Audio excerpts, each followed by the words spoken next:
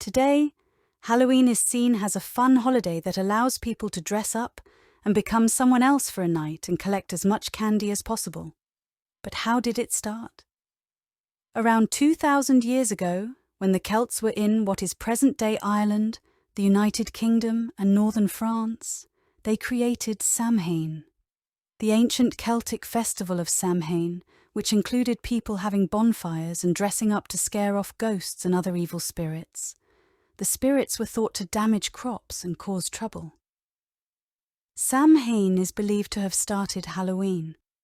Around this time period, November 1st was the day that marked the end of summer and the beginning of winter, which was associated with death.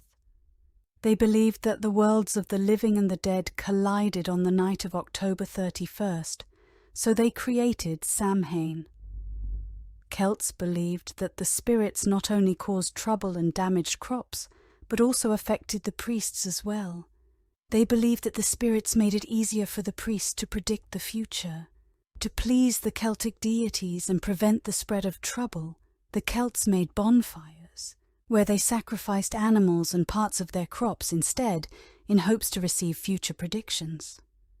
By 43 AD, the Roman Empire conquered most of the Celts' territory, where two festivals of Roman origin were mixed with the festival of Samhain.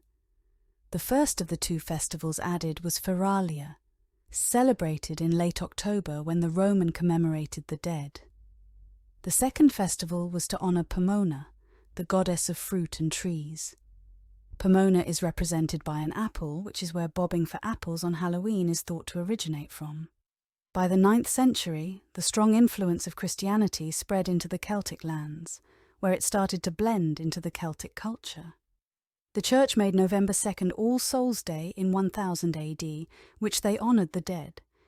It's believed that the Church was trying to replace the Celtic Festival of the Dead with a Church-sanctioned holiday. All Souls' Day was celebrated in a very similar fashion as to Samhain. Souls' Day had parades, bonfires, and people dressing up. The holiday was also called All Hallows, and the night before was called All Hallows' Eve, which eventually was called Halloween. How did Halloween come to America then? As the beliefs of different European ethnic groups and the American Indians merged, an American version of Halloween was created.